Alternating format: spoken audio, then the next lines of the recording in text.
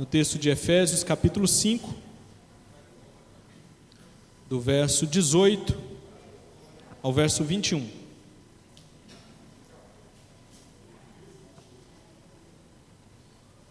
Efésios, capítulo 5, do verso 18 até o verso 21.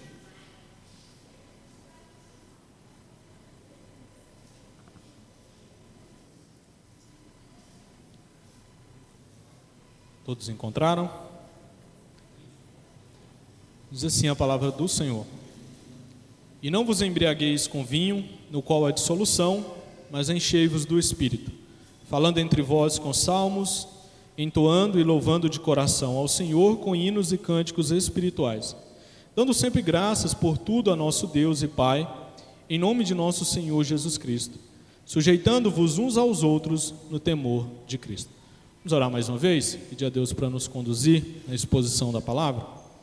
Senhor, nós acabamos de ler a Tua palavra e queremos ser ensinados pela Tua palavra. Prepara o nosso coração como solo fértil para receber a palavra do Senhor.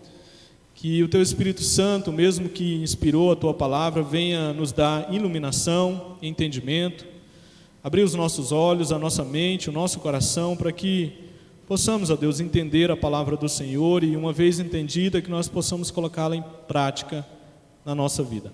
Que o Senhor venha, ó Deus, nos conduzir também nesse momento de exposição. Faça isso, Pai, por misericórdia e graça. É no nome de Cristo que nós oramos ao Senhor. Amém. Meus irmãos, vocês já pararam para pensar sobre a importância do Espírito Santo na sua vida? A terceira pessoa da Trindade já parou para pensar, para refletir o quanto ele é importante na vida de cada cristão? Nós podemos dizer que ele é extremamente importante para a nossa vida. O Espírito Santo é aquele que nos convence do nosso pecado, e uma vez que nós somos pecadores e lutamos contra o pecado, ele é extremamente essencial. Ele vem e nos convence de que nós estamos errando, agindo em desconformidade com a palavra de Deus. O Espírito Santo também é aquele que opera em nós um novo nascimento, e aí nós podemos agora ter um relacionamento com Deus Pai. Ele é aquele também que nos dá iluminação para que nós possamos entender a palavra de Deus, a palavra que Ele mesmo inspirou. Ele também é aquele que testifica ao nosso espírito que nós somos filhos de Deus. Paulo, escrevendo aos Romanos, vai deixar isso muito claro. Ele é aquele também que nos foi dado como selo e penhor. O capítulo 1 dessa carta de Paulo aos Efésios, verso 13 e 14, fala sobre essa realidade do Espírito Santo ser nos dado como selo e como penhor para a nossa vida. E ele é aquele que habita em nós. Cristo veio, se fez carne e habitou entre nós. E uma vez que ele subiu ao céu, ele ascendeu aos céus, ele enviou o Espírito Santo para que não mais habitasse entre nós, mas para que habitasse em nós. Olha para vocês verem a importância do Espírito Santo. Isso aqui só para citar alguns exemplos da importância do Espírito Santo. O texto de Efésios, capítulo 5, do verso 18 ao 21, ele nos permite entendermos um pouco mais sobre essa importância do Espírito Santo na minha vida e na vida de cada um de vocês. Esse texto, ele apresenta para a gente um contraste importante para a nossa vida como cristão e como povo de Deus. Qual que é o contraste que é apresentado para a gente aqui? O contraste ele é apresentado no verso 18. E se vocês estão percebendo a nossa exposição, o capítulo 5 ele é um capítulo composto por vários contrastes que o apóstolo Paulo vai fazendo. Ele, por vezes, ele vem dizendo, olha, deixe de fazer isso e passe a fazer isso.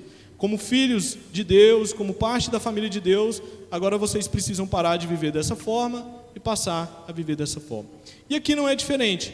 A gente tem então mais um contraste nesse mesmo capítulo 5 da carta aos Efésios. Qual que é o contraste que a gente tem aqui?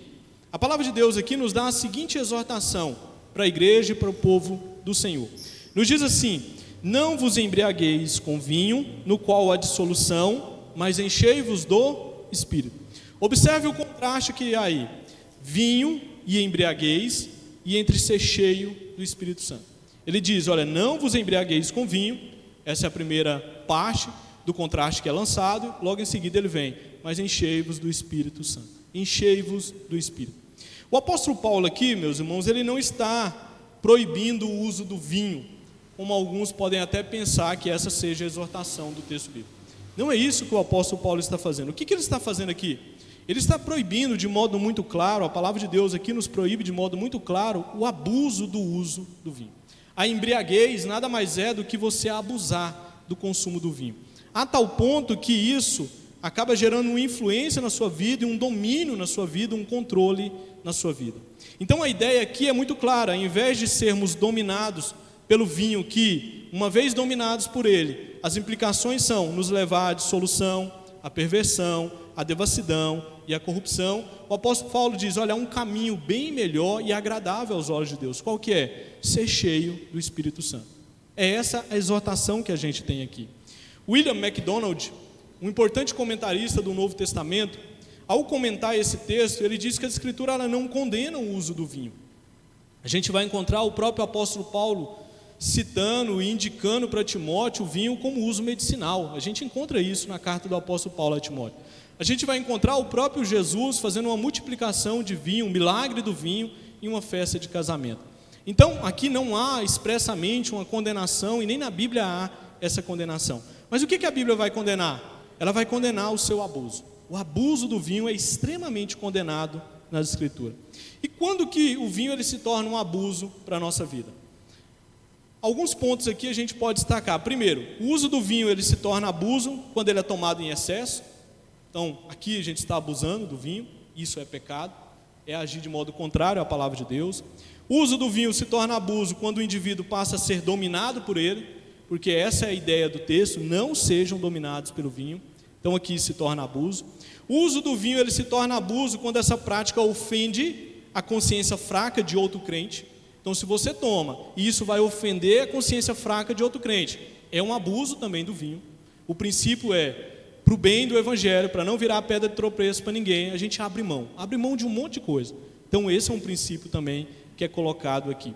E o uso do vinho, ele se torna abuso quando ele fere o testemunho do cristão na própria comunidade. Imagina a gente ficar sabendo de um irmão da igreja que é alguém que é bem dado ao vinho, que gosta de consumir bastante o vinho. E isso vai trazer um mau testemunho para a igreja, vai colocar o nome de Cristo em xeque, o nome da igreja em xeque. Isso é um abuso do vinho. E o uso do vinho ele se torna abuso quando há alguma dúvida na mente do cristão sobre essa prática. Se há alguma dúvida por sua parte acerca disso, é melhor então que não tome. É isso que a gente tem como princípio, e o William MacDonald destaca isso para a gente. A gente precisa entender também que essa exortação aqui do apóstolo Paulo, ela se dá dentro de um contexto. O apóstolo Paulo não está dizendo aqui de modo arbitrário: olha, deixe de beber vinho e passe a encher-se do Espírito Santo. Não, existe um contexto por trás, e o contexto que está por trás é um contexto de culto. O apóstolo Paulo vai usar um elemento bastante presente nos cultos que existia naquela época, pelas nações vizinhas, pelos pagãos daquela época, pela idolatria daquela época. Havia no mundo antigo uma crença de que a embriaguez com vinho era necessário para que você pudesse adorar melhor os deuses que você se curvava diante dele. Então era comum no primeiro século as pessoas, para participarem de um culto e de uma adoração a uma determinada divindade, se embriagarem, se encherem mesmo de vinho.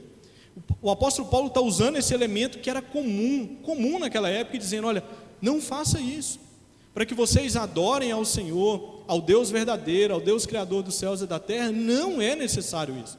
Abram mão disso e ande na contramão do que as pessoas fazem aí naquela época. Existia na época um culto chamado a um deus Dionísio, e esse culto ele era bastante difundido, principalmente no contexto da igreja ali da cidade de Éfeso, da Ásia. Os adoradores de Dionísio, eles se embriagavam com o objetivo de que os corpos pudessem ser inspirados, para que eles pudessem receber alguma revelação daquele Deus, para que eles pudessem sintonizar e se conectar àquele Deus, para que eles pudessem fazer danças e estarem tranquilos para dançar, relaxado para dançar no momento de culto, e mais, irmãos, para que eles pudessem até praticar sexo no decorrer do culto e da adoração a esse Deus. Isso era muito comum, por isso que o uso do vinho era bastante difundido, e as pessoas tinham a prática de fazer isso para que eles pudessem cultuar essa divindade, o Deus Dionísio. Então Paulo vai exortar os cristãos de Éfeso a não se embriagarem com vinho no qual há dissolução. Por quê? Porque há dissolução. faz com que você acabe fazendo coisas que são desagradáveis a Deus. Essa exortação aqui, ela é bastante interessante. E a gente vai se deter um pouco aqui no verso 18, para que nós possamos passar para os outros 3 versos. O que é interessante nessa exortação aqui? O contraste aqui, ele é feito acerca de 2 coisas que podem nos controlar. Paulo vai usar 2 elementos, ou ele vai apontar para 2 realidades que podem trazer domínio e controle sobre a vida da pessoa. O primeiro é o vinho, o segundo é o Espírito Santo. Mas aí entra a ideia do resultado. Qual que é o resultado final do controle do vinho e qual que é o resultado final do controle do Espírito Santo? E aqui que está a diferença do contraste que o apóstolo Paulo faz. Por isso que a gente pode falar de contraste aqui. Por isso que a gente pode dizer, há de fato um contraste sendo colocado para a gente aqui. A pessoa sob o efeito do vinho, ou embriagada pelo vinho, ela perde o controle de si mesma. Ela fica descontrolada. E essa era a ideia de quem estava cultuando ali e tomando vinho. Vou ficar descontrolado. Eu tenho que ficar descontrolado para que eu possa cultuar. Por outro lado, meus irmãos, a pessoa que é controlada pelo Espírito Santo, ao invés de ficar descontrolado, o que ela faz? Ela frutifica, tendo uma das virtudes do fruto do Espírito Santo, que é o domínio próprio. Olha para você ver o contraste que é colocado aqui para a gente. Então, ao invés de você ficar descontrolado por causa do vinho, ele vai te levar à dissolução. Se você encher-se do Espírito Santo, o que vai acontecer com você? Você vai ser controlado pelo Espírito Santo e ele vai gerar em você uma virtude do fruto do Espírito, que é o domínio próprio. Você vai passar a agir, você vai cultuar o Senhor com domínio próprio, sabendo e consciente daquilo que você está fazendo. É esse o contraste que é colocado aqui para a gente. Isso aqui é importante porque o ser humano ele foi criado por Deus com um propósito original de ter domínio sobre a criação que Deus colocou ele ali, para que ele pudesse ser o mordomo. Esse foi o objetivo inicial e o objetivo original na criação do homem. Deus colocou ele ali para que ele fosse uma espécie de mordomo no jardim do Éden. Um dos aspectos do homem ser a imagem de Deus é esse aspecto do homem ter a capacidade de governar, de controlar. Isso é comunicado de Deus para a sua criação. No caso, o homem é a coroa da criação de Deus. O problema é que o pecado vem e afeta. E o que aconteceu? O homem que foi criado para dominar sobre as coisas passou a ser dominado pelas coisas. Inclusive, e aí ele vai usar uma figura que domina e que é muito clara, o vinho, que vem e traz então esse domínio para a pessoa. No entanto, meus irmãos, o cristão, aquele que está em Cristo Jesus, ele está em um processo de restauração dessa imagem, que ela foi corrompida e ela foi distorcida por causa da queda. E por meio do controle do Espírito Santo, o crente então ele é capacitado a viver de um modo que agrada a Deus, tendo domínio próprio. É isso que a gente encontra aqui nessa exortação aqui. Agora eu chamo a atenção de vocês para que a gente possa refletir um pouco sobre a construção da exortação do apóstolo Paulo aqui acerca do verbo enchei-vos do Espírito Santo. Aqui existem alguns destaques que a gente precisa fazer, porque nós estamos falando de algo extremamente importante para a igreja, ser cheio do Espírito Santo. O que o apóstolo Paulo quer dizer com isso? O que a palavra de Deus quer dizer com ser cheio do Espírito Santo? Em primeiro lugar, a gente precisa entender que ser cheio do Espírito Santo, o verbo aqui, enchei-vos do Espírito Santo, ele está no imperativo. Logo, o que a gente tem aqui é uma ordem da parte de Deus para a nossa vida. Aqui, a gente precisa entender que ser cheio do Espírito Santo não é uma alternativa que foi nos dada, uma opção ou uma mera sugestão. Olha, se vocês quiserem, sejam cheios do Espírito Santo. Não é isso. A palavra de Deus aqui está nos dando uma ordem. Sejam cheios do Espírito Santo. É ordem de Deus para a minha vida e para a vida de vocês. Ser cheio do Espírito Santo, meus irmãos, entendendo essa perspectiva aqui, é algo obrigatório para nós. Nós somos obrigados a sermos cheios do Espírito Santo. Em contrapartida, não ser cheio do Espírito Santo é desobedecer a palavra de Deus. O reverendo Hernandes Dias, ele afirma que uma certa feita, um diácono na igreja Batista do Sul, ali nos Estados Unidos, ele foi procurar Billy Graham. Billy Graham é o grande evangelista do século passado, batista, um homem que pregou o evangelho em vários locais, e aquele diácono foi até Billy Graham e questionou ele. Falou, olha, existe um diácono na nossa igreja que ele precisa ser disciplinado. E ele virou para aquele diácono e falou, qual que é o motivo para ele ser disciplinado? É porque ele é alguém que se embriaga com bebida forte. Aí Billy Graham, de modo muito sábio, virou para ele e diz: alguém aqui já foi disciplinado por não ser cheio do Espírito Santo? Essa foi a resposta de Billy Graham. Billy Graham não estava validando e dizendo que embriagar com vinho era algo que poderia ser feito. O que ele estava querendo dizer? A ordem aqui é dupla. Não se embriaguem com vinho, mas sejam cheios do Espírito Santo. Logo, aquele que não é cheio do Espírito Santo está em desobediência a Deus. Se um precisa ser disciplinado, o outro também precisa ser, porque não está cheio do Espírito Santo. A ordem é dupla. O contraste está estabelecendo dupla ordem para a igreja. E ele coloca dessa forma para o diácono. Alguém aqui já foi disciplinado por não ser cheio do Espírito Santo? Por vezes a gente acha que a transgressão aqui está só na embriaguez. É tão pecado, meus irmãos, não ser cheio do Espírito Santo, quanto é viver na embriaguez. É isso que o apóstolo Paulo está colocando para a gente. O pecado aqui é horrível para a gente. Se você vive na embriaguez, terrível pecado está cometendo. Mas se você não é cheio do Espírito Santo, também está em desobediência a Deus. É um imperativo de Deus para a nossa vida, uma ordem. Segundo lugar aqui, o verbo enchei-vos, ele está no plural. Ele está no plural. Ou seja, é uma ordenança para a totalidade da igreja. Ser cheio do Espírito Santo não é como alguns costumam pensar, que é só para a elite da igreja. É só o pastor, é só os presbíteros, é só os diáconos e é só aqueles que estão na liderança. Não. É para todos, é um plural aqui, enchei-vos do Espírito Santo. É para toda a igreja ser cheia do Espírito Santo. Não é só para um no ambiente da igreja. Em terceiro lugar, o verbo enchei-vos aqui, ele está na voz passiva. Então, o que a gente tem aqui é uma ação que é feita em nós. Qual que é o sentido aqui que a gente tem do verbo sendo expressado na palavra de Deus? É deixar o Espírito Santo vir e te encher. Quem faz a ação de te encher é o Espírito Santo. A ação é dele.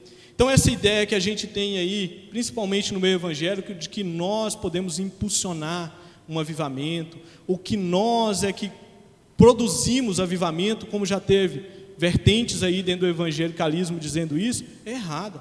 A gente não produz essas coisas. Quem faz isso é o Espírito Santo. Agora, é claro que nós precisamos estar como adequados e receptivos para essa ação do Espírito Santo na nossa vida. Mas quem vem e enche a nossa vida é o Espírito Santo. Ou seja, deixem que o Espírito Santo, aquele que o selou, santifique vocês, envolvam vocês de tal forma que vocês sejam controlados por ele. Então o sentido aqui não é quanto mais do Espírito Santo nós temos, mas o quanto mais o Espírito Santo tem de nós. É esse o sentido que a gente tem aqui. Quanto mais ele tem de você. Já parou para pensar sobre isso? Quanto mais ele tem de você, não é o quanto mais você tem dele, é você, quanto mais ele tem de você. Porque é ele que te enche, é ele que vem sobre a sua vida e te enche. Quando a gente crê em Cristo como nosso único e suficiente Salvador, é o Espírito Santo de Deus que vem e muda a inclinação do nosso coração, tira um coração de pedra, gera um coração de carne, apto para crer em Cristo Jesus. E ali, a gente recebe o Espírito Santo. O Espírito Santo é nos dado. Ele é nos dado como selo e como penhor. Mas a gente precisa diariamente, constantemente, ter esse enchimento do Espírito Santo na nossa vida. Aqui é o que os teólogos costumam dizer de plenitude do Espírito Santo. O povo de Deus precisa constantemente estar pleno do Espírito Santo. E a gente tem essa ideia aqui para a gente, nessa perspectiva aqui da voz passiva do verbo. E em quarto lugar, o verbo enchei-vos aqui, ele está no tempo presente. E o tempo presente da língua grega, ele descreve uma ação que acontece no passado, ou em um determinado momento na sua vida, mas que precisa ter continuidade. Acontece hoje, mas precisa ser ato contínuo na sua vida. Então ele escreve uma ação para a gente contínua. O que a palavra de Deus está dizendo para a gente? Olha, sejam cheios do Espírito Santo hoje, amanhã, depois e depois e depois, até que Cristo volte. É ato contínuo. Sempre sendo cheio do Espírito Santo. Sempre dando lugar, sempre estando apto para ser cheio do Espírito Santo na caminhada cristã. É ato contínuo. Você precisa estar cheio do Espírito Santo hoje, você precisa estar cheio do Espírito Santo amanhã, e depois, e o mês, e o ano, e vai indo. Você precisa estar cheio do Espírito Santo sempre. E a pergunta que fica é: como nós podemos então ser cheio do Espírito Santo? E aqui talvez eu vou frustrar vocês, porque não tem uma receita simples aqui de bolo, do tipo assim, faça isso, faça aquilo outro, e então seja cheio do Espírito Santo. Lembrando que a ideia é passiva, é algo que o Espírito Santo faz em nós. Mas a gente tem alguns indicativos nas Escrituras para que nós possamos ser cheios do Espírito Santo? Primeiro, a gente precisa se conscientizar da necessidade de sermos cheios do Espírito Santo. Paulo está conscientizando a igreja. Vocês precisam ser cheios do Espírito Santo. Uma igreja está consciente da necessidade. Quando a gente vem, estuda a palavra de Deus, medita na palavra de Deus, ela está dando consciência para a gente. Vocês precisam ser cheios do Espírito Santo. Primeiro passo, consciência. Eu preciso ser cheio do Espírito Santo. Ele habita em mim? Habita. Mas eu preciso ser cheio dele, pleno do Espírito Santo. É ele que deve controlar a minha mente, é ele que deve controlar as minhas emoções, é ele que deve controlar o meu agir, por aí vai. Eu preciso ser cheio. Segundo, a gente precisa lutar e procurar para afastar da nossa vida tudo aquilo que pode nos controlar no lugar do Espírito Santo. A gente tem a ideia de que se o Espírito Santo não controla a nossa vida, vai ficar uma lacuna, né? Fica não. Alguma coisa vai te controlar, alguma coisa vai preencher. No caso aqui, o apóstolo Paulo está dizendo, o vinho naquela época era o que controlava as pessoas. E hoje, o que pode controlar você? O dinheiro, o seu trabalho e um monte de coisa. Idolatria e por aí vai. Isso pode controlar a sua vida. Então a gente precisa fazer o quê? Afasta essas coisas da nossa vida, luta contra isso, para quê? Para que seja o Espírito Santo que venha controlar a nossa vida, e não essas coisas. Então essa é a segunda indicação. Terceiro, a gente precisa clamar ao Senhor em oração, para que nós sejamos cheios do Espírito Santo. Você tem orado, pedido ao Senhor para que Ele venha te encher do Espírito Santo diariamente? Isso aqui precisa ser pauta das nossas orações. Diariamente você precisa colocar na sua oração, rogar ao Senhor, Senhor, me encha do Espírito Santo. Que seja o Espírito Santo aquele que controle a minha vida. Porque existem muitas coisas no nosso mundo para controlar a nossa vida. O orgulho, a soberba, um monte de coisa, meus irmãos, pode controlar a nossa vida.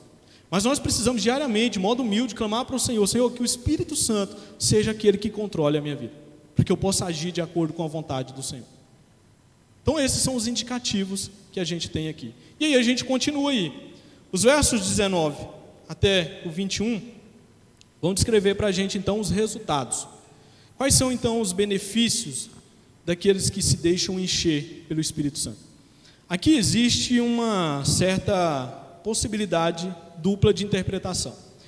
Existem teólogos que vão dizer que o que a gente tem do verso 19 ao 21 são os elementos para que nós possamos ser cheios do Espírito Santo. É como se eles estivessem dizendo, olha, se você fala entre vós com salmos, se vocês entoam e louvam de coração, se vocês sempre dão graça, se vocês se sujeitam um ao outro, isso é um meio para que vocês sejam cheios do Espírito Santo. Essa é uma perspectiva. A outra perspectiva é de que o que a gente tem aqui são resultados de uma pessoa que está cheia do Espírito Santo. Eu particularmente penso dessa forma, entendo que a estrutura gramatical aqui dá essa ideia para a gente. O que a gente tem aqui são verbos no particípio, e eles sempre vêm na construção do grego como uma implicação do verbo principal. O verbo principal aqui é encham do Espírito Santo. E aí que vem como implicação, uma vez cheios do Espírito Santo, vocês vão fazer isso, vão fazer isso, vão fazer isso. Por isso que há essa ideia aqui colocada para a gente, ó, falando, entoando, louvando, dando sempre graças e sujeitando-vos uns aos outros. A ideia aqui é de consequência.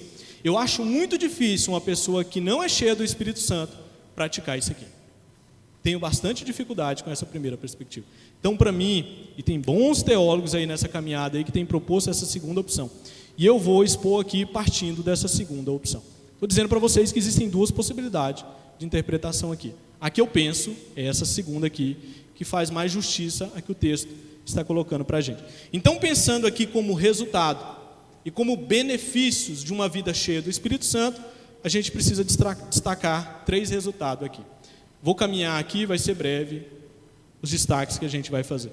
Qual que é o primeiro destaque que a gente tem aqui? O primeiro resultado de alguém que está cheio do Espírito Santo se dá no seu falar e no seu cantar. Alguém que é cheio do Espírito Santo fala e canta de acordo com a vontade de Deus.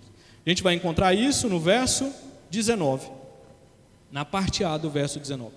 Falando entre vós com salmos, melhor, no verso 19 completo. Falando entre vós com salmos, entoando e louvando de coração ao Senhor, com hinos e cânticos espirituais. O que o apóstolo Paulo está destacando aqui? Ele está destacando que aquele que é cheio do Espírito Santo, ele vai falar com os demais irmãos da igreja, usando a linguagem dos salmos.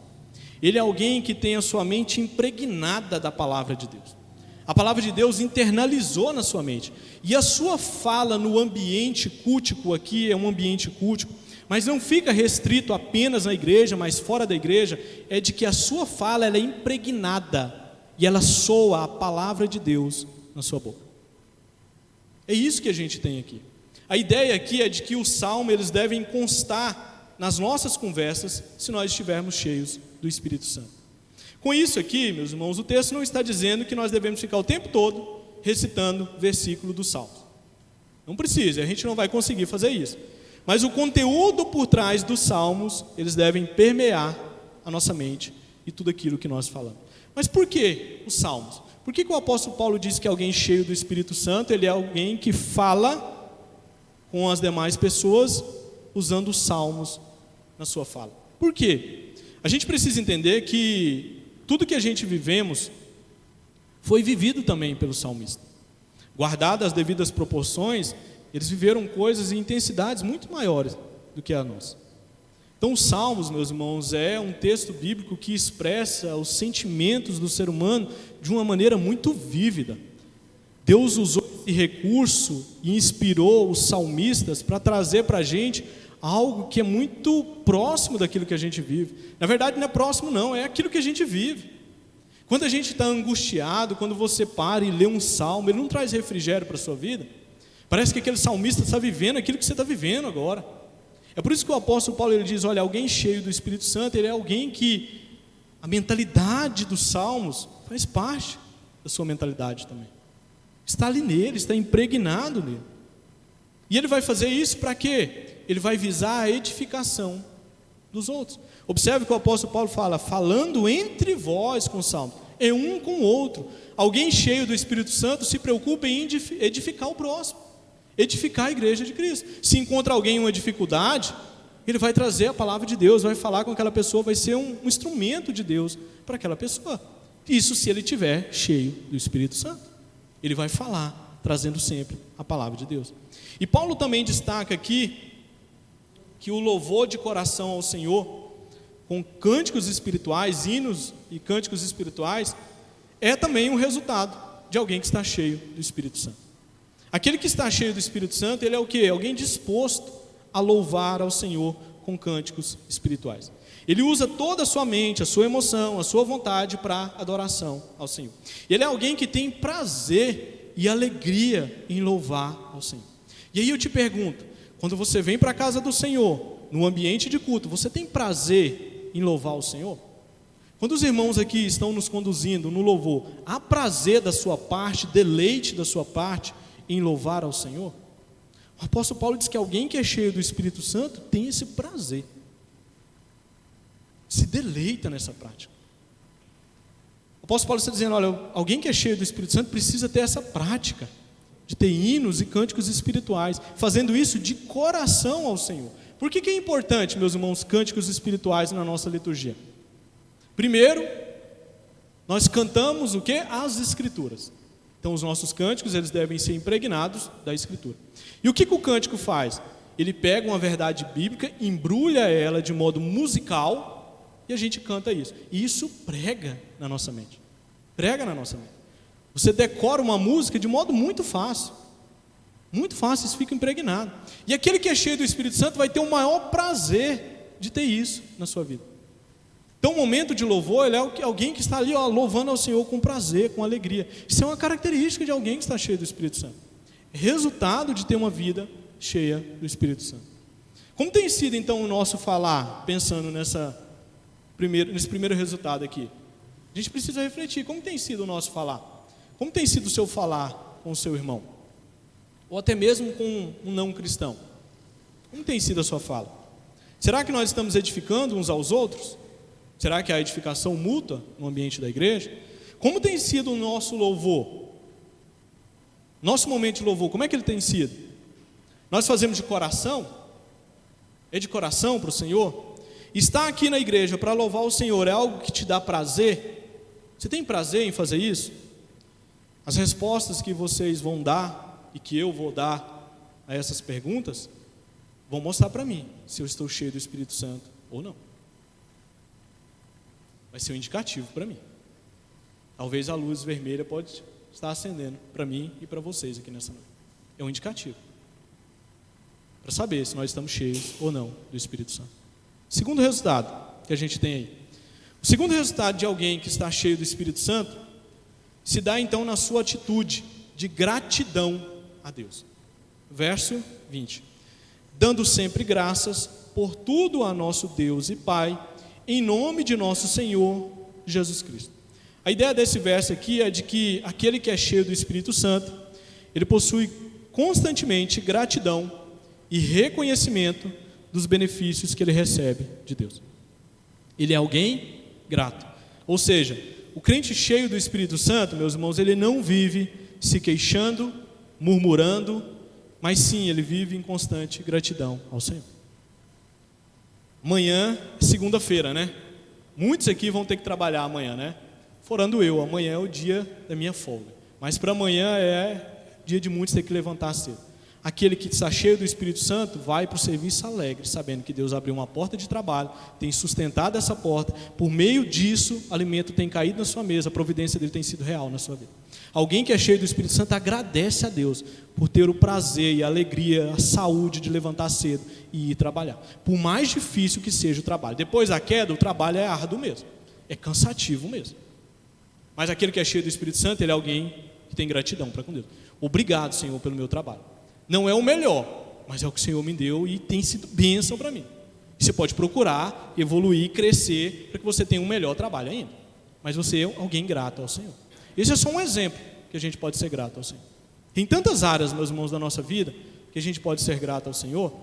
Tantas áreas. Aqui na reunião de oração na sexta-feira, a gente costuma sempre dizer que, por mais que você venha aqui para orar, não tenha nenhum pedido para fazer, motivo para agradecer não vai faltar. E sempre tem, você está passando por todos para destacar os motivos, todo mundo coloca, eu quero agradecer. Deus fez isso, está fazendo isso. Crente cheio do Espírito Santo é alguém que é grato ao Senhor. Constantemente grato ao Senhor. E aí a gente precisa fazer algumas perguntas aqui, para acender para a gente a luzinha vermelha ou verde na nossa vida. Será que nós estamos sendo gratos a Deus como devemos ser? Pare para pensar, está sendo grato a Deus como deveria ser? Tem muita gente em plena pandemia que está sem emprego. Eu acredito que a maioria aqui da igreja, boa parte da igreja, tem o seu emprego. Isso é bênção de Deus na sua vida. Tem muitos aí que estão procurando emprego. Alimentaram hoje, almoçaram, alguns vão jantar, depois vai sair para lanchar, tem dinheiro no bolso para fazer isso? Bênção de Deus. Talvez não consiga comprar a melhor pizza, mas consegue comprar alguma coisa para lanchar. Bênção de Deus. Vai ter até um lanche aqui no final. Bênção de Deus para a gente. Gratidão.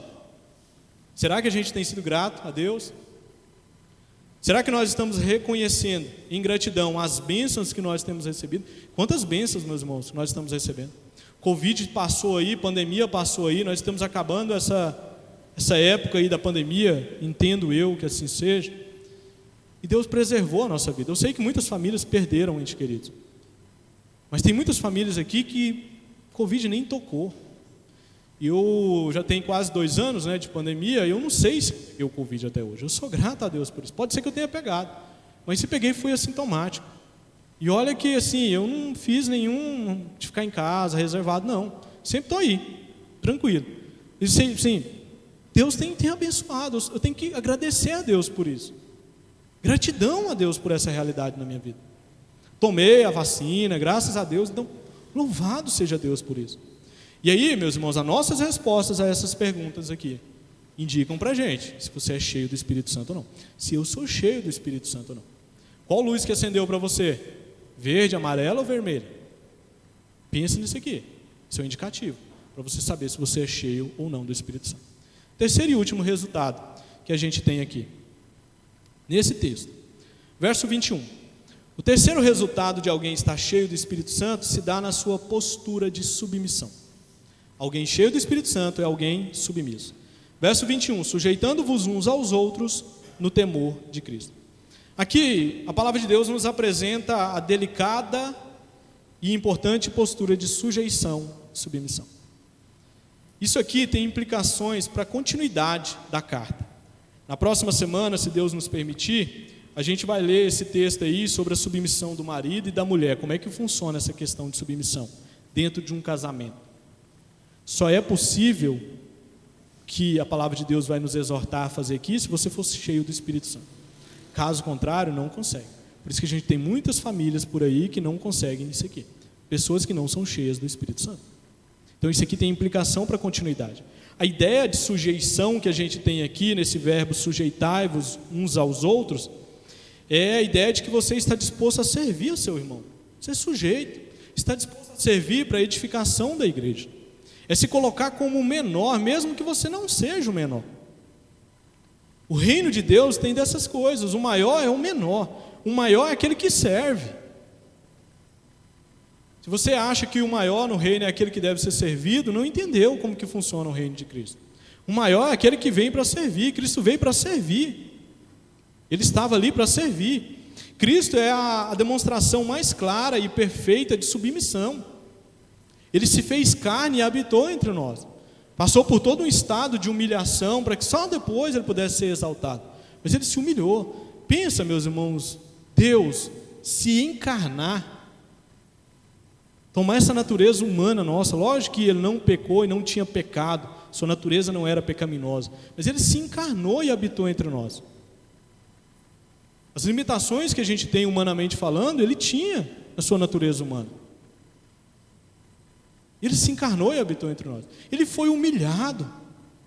Ele foi para uma cruz. E ele desceu a uma sepultura. E ele foi submisso à vontade do Pai, para o meu bem e para o bem de vocês. Ele é o exemplo maior de submissão. Então é isso que a gente precisa entender quando a gente fala sobre a ideia de ser submisso. O cristão cheio do Espírito Santo, ele sabe que, embora a salvação ela seja individual, a vida cristã ela é comunitária. E é uma vida do qual você precisa ser submisso aos seus irmãos. Submisso no sentido de que você está aqui para servir ao outro. É para servir que nós estamos aqui. Nós somos servos de Cristo e somos servos uns dos outros. O reino de Cristo é assim, funciona desse jeito. Ele vira ao contrário aquilo que o mundo pensa. O maior é aquele que serve. Lá no mundo, lá fora, o maior é aquele que é servido. O reino de Cristo não é dessa forma. Então, vida cristã é uma vida comunitária. Nós somos criados em Jesus Cristo para o relacionamento no corpo de Cristo. E viver de modo isolado e individualista não é plano de Deus para o seu povo. Não é. Não é esse o plano bíblico para o seu povo. Porém, a gente sabe que se relacionar também não é uma tarefa fácil, não é mesmo? É fácil se relacionar?